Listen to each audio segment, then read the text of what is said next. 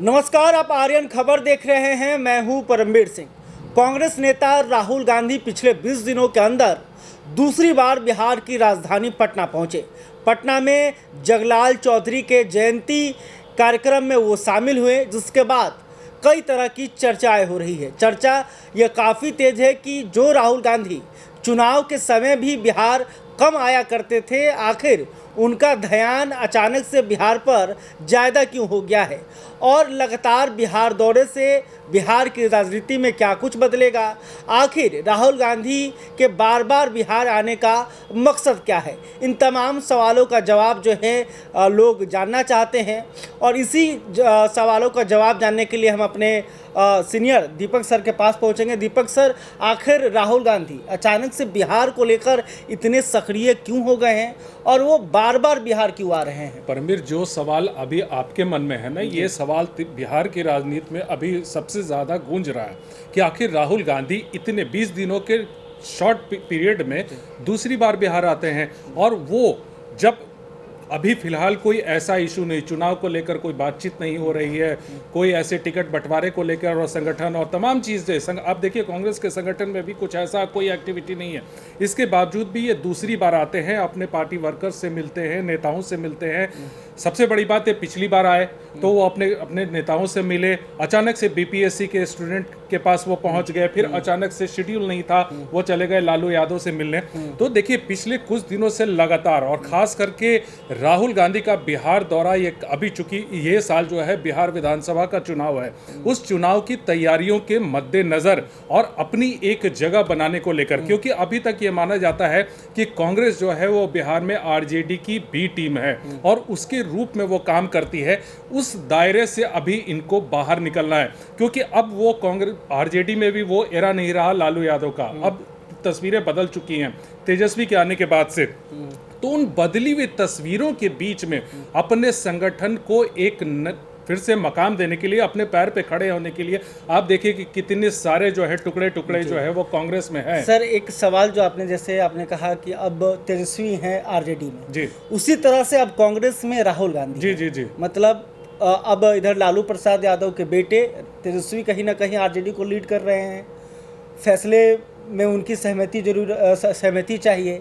इसके अलावा उधर राहुल गांधी भी जो है कांग्रेस को कहीं ना कहीं अब लीड कर रहे हैं। जी जी। कांग्रेस के अंदर जो भी कुछ फैसले हो रहे हैं वो राहुल गांधी ले रहे हैं। तो ऐसे में दो नए चेहरे, दो युवा जो दोनों अलग अलग पार्टियों को कंट्रोल कर रहे हैं, क्या वो आपस में टकरा रहे हैं? क्या ये प्रेशर पॉलिटिक्स का एक असर है जो देखने को मिल रहा है? परमवीर, अब मैं थोड़ा पिछले बिहार विधानसभा चुनाव के मद्देनजर में जाना चाहूँगा। जिस समय ये चुनाव हुए और उस समय जब सीटों का बंटवारा हुआ, कांग्रेस ने काफ़ी बड़ी संख्या में सीटों की डिमांड की और कहा कि हम लड़ेंगे, हमारे पास कैंडिडेट है। तेजस्वी शायद उस समय इतने स्ट्रांग पोजीशन पे नहीं थे और मैंने जैसे पहले भी कहा कि लालू यादव और आरजेडी कांग्रेस एक रिलेशन रहा है, सोनिया गांधी लालू यादव का एक रिलेशन रहा है और एक दबाव की राजनीति उस समय थी। और उसके बाद तकरीबन 70 सीटें कांग्रेस ने लड़ी और 19 सीटें आई। आरजेडी सत्ता के पास पहुंचकर भी तेजस्वी ने स्टेटमेंट भी दिया था कि हम कुछ और सीटों पे चुनाव लड़ते तो शायद हम आज सरकार में होते। तो ये लॉस की स्थिति है। अब वो स्थिति नहीं है। अब तेजस्वी एरा है, तेजस्वी का युग है, वो अपने हिसाब से फैसले ले रहे हैं। अब देखिए, आपने कहा कि राहुल गांधी भी, अब कांग्रेस जो है वो नए हाथों में, राहुल गांधी के हाथ में। अब आपने राहुल गांधी की भी सोच पुराने कांग्रेस से भी सोच से अलग है। आपने जिस तरह से आज भाषण उनका सुना होगा, दलित कर रहे थे, कांग्रेस ने कभी दलितों की बात कही। जातीय गणना, तो जातीय गणना भी एक अलग मुद्दा है, बहुत बड़ा मुद्दा। क्योंकि एक तरफ जहां तेजस्वी यादव जातीय गणना का क्रेडिट लेते हैं कि हमारी सरकारी आई, महागठबंधन की सरकार बनी, उस महागठबंधन में कांग्रेस भी शामिल थी और कांग्रेस के शासनकाल, मतलब महागठबंधन के शासनकाल के द्वारा जो है जातीय गणना बिहार में हुआ।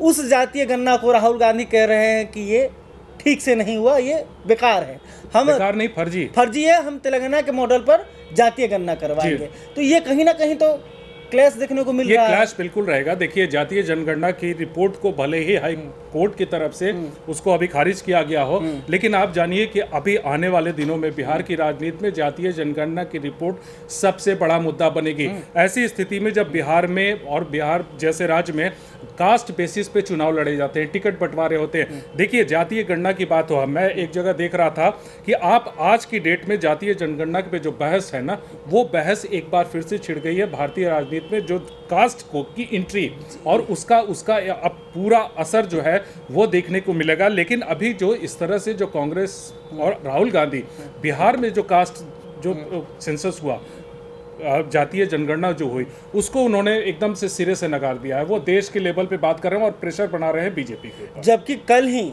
जो है संसद में देखा गया कि मनोज झा, जो कि आरजेडी के राज्यसभा सांसद हैं, उन्होंने कहा कि जातीय गणना बिहार में हुई है और उसके आधार पर जो आरक्षण बढ़ाए गए थे उसे लागू किया जाए। और उन्होंने कहा कि इसकी क्रेडिट हमें नहीं चाहिए, आप इसे कर दीजिए, अनुसूची 9वीं अनुसूची में इसे शामिल कीजिए। और इसको लेकर उन्होंने लंबा चौड़ा भाषण दिया। कोई भी मतलब वो सैक्रिफाइस करने के लिए तैयार है। अभय सिन्हा जो कि औरंगाबाद से आरजेडी के सांसद हैं, वो भी लगातार जातीय गणना को लेकर कहते रहे और आरक्षण बढ़ाने की मांग करते रहे। तो एक तरफ जहां आरजेडी इसको टैकल कर रही है कि नहीं भाई, बिहार में जो जातीय गणना हुआ है वो हमने किया है और हमने आरक्षण को बढ़ाया है और हमारी सरकार आएगी तो इसे हम 9वीं अनुसूची में शामिल करेंगे। बिल्कुल। दूसरी तरफ राहुल गांधी कह रहे हैं कि नहीं, ये फर्जी है। तो ये क्लेश हो रहा है। इसके अलावे लालू प्रसाद यादव ने कुछ दिनों पहले कहीं ना कहीं राहुल गांधी के नेतृत्व पर सवाल उठा दिया था, क्योंकि जब ममता बनर्जी ने कहा कि आप उन्होंने कहा कि अगर मुझे इंडिया गठबंधन का अगर ऑफर मिलेगा तो हम नेतृत्व करेंगे, तो लालू ने उनका समर्थन कर दिया।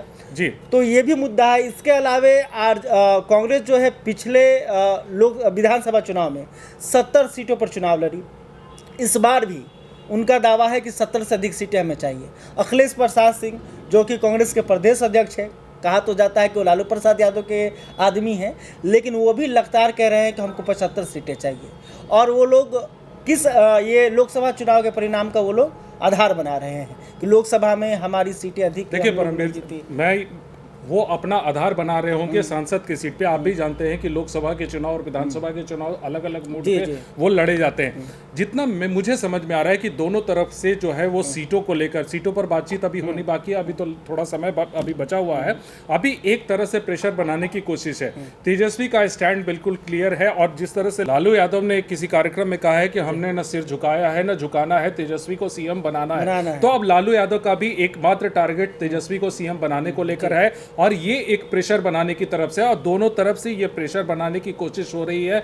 चाहे कास्ट पे, आज राहुल गांधी ने कहा दलितों के ऊपर, कांग्रेस ने कब दलितों की बात की थी, लेकिन अब समय बदल चुका है। अब दलित की भी बात हो रही है और तमाम कास्ट की भी बात हो रही है और उस ये से हर कास्ट को टारगेट करने की तरफ राहुल गांधी जेब में संविधान लेके घूम रहे हैं। इसको बचाना है, जो है मतलब 80% आबादी को जो है केंद्र की सरकार हक नहीं दे रही है। देखिए, इसमें राहुल गांधी और कांग्रेस से स्टैंड के बारे में कई पॉलिटिकल एक्सपर्ट भी इस बारे में कहते हैं कि कांग्रेस ने कब ओबीसी की चिंता की, कांग्रेस ने कब दलितों की चिंता की। अगर इतनी ही चिंता कर रही होती तो शायद मंडल कमीशन की रिपोर्ट उस समय लागू हो गई होती जब पूरे देश पर कांग्रेस का सिर्फ राज हो रहा होता।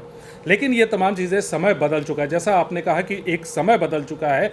आरजेडी अब नए हाथों में है, कांग्रेस भी अब नए हाथों में है, दोनों तरफ से नए हाथों की तरफ। सर एक बात बताइए, राहुल गांधी के ये जो लगातार दौरे हो रहे हैं, वो बिहार में आ रहे हैं और भाषण दे के चले जा रहे हैं, तो इससे क्या कांग्रेस में बदलाव हो जाएगा? मुझे नहीं लगता। क्या बिहार में जो कांग्रेस का संगठन पूरी तरह से खत्म हो चुका है जमीनी स्तर पर, उसको खड़ा करने के लिए राहुल गांधी को क्या करना चाहिए? राहुल गांधी क्या करना चाहिए राहुल गांधी को पता होगा, लेकिन आके एक कार्यक्रम में बोल देना और संविधान ऐसे दिखा देना, ये कांग्रेस को खड़ा नहीं कर पाएगा। कांग्रेस में सबसे बड़ा दिक्कत है कि जो उनका जो कैडर वोट था, वो कैडर वोट अभी उनके पास से खिसका हुआ है और जब तक संगठन पे वो काम नहीं करेंगे, मुझे जितनी जानकारी है वो कि वो संगठन में ही इतने टुकड़े टुकड़े हैं कार्यक्रम। सर एक सवाल एक और रहेगा कि राहुल गांधी आ रहे हैं, उनके साथ ना कन्हैया कुमार दिख रहे हैं, ना उनके साथ पप्पू यादव जो खुद को मतलब कांग्रेस का नेता घोषित करते रहते हैं, वो भी दिखाई नहीं दे रहे हैं, रंजीता रंजन भी नहीं दिखाई दे रही हैं।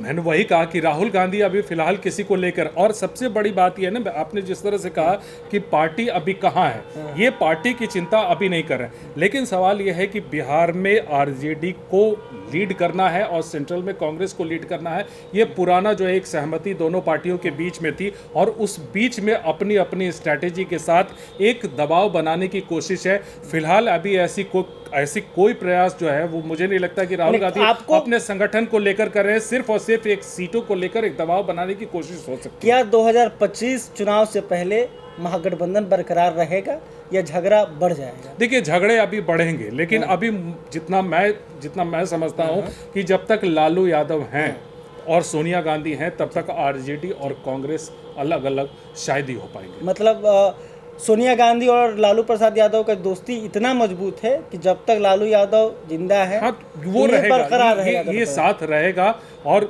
वो साथ तब तक रहेगा। लेकिन इस बार वो स्थिति नहीं होगी जो दोनों अपने बेटे को संभाल लेंगे।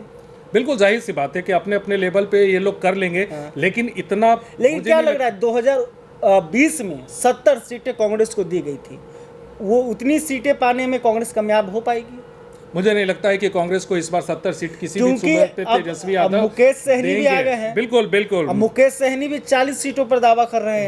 बिल्कुल। और उधर माले जो लेफ्ट पार्टियां हैं उनके भी मांग जो है बढ़ रही है। आपने देखा होगा कि 2019 का जो 20 का जो चुनाव था, माफ कीजिएगा, 20 का जो चुनाव हुआ था, उस 20 में जब मैक्सिमम सीटें कांग्रेस आ रही थी, तो उस समय लेफ्ट ने भी कहा था कि ये सीटें हमें उसमें से कुछ मिल गई होती, तो हम शायद आज जो है बिहार में तस्वीर कुछ अलग होती। और लोकसभा में जो लेफ्ट खत्म हो चुकी थी, उसने भी फिर से जिंदा हो गई है। काराखट में चुनाव उन्होंने जीता, तो उनका भी जो कैडर है कहीं ना कहीं पहले से ज़्यादा सक्रिय हो गया है और नेताओं में उत्साह है कि अगर हमें सीटें मिली तो हम चुनाव जीत सकते हैं। तो अब देखना होगा कि राहुल गांधी जो प्रेशर बनाने की कोशिश कर रहे हैं या जिस प्रेशर को तोड़ने की कोशिश कर रहे हैं उसमें कामयाब हो पाते हैं या नहीं हो पाते हैं।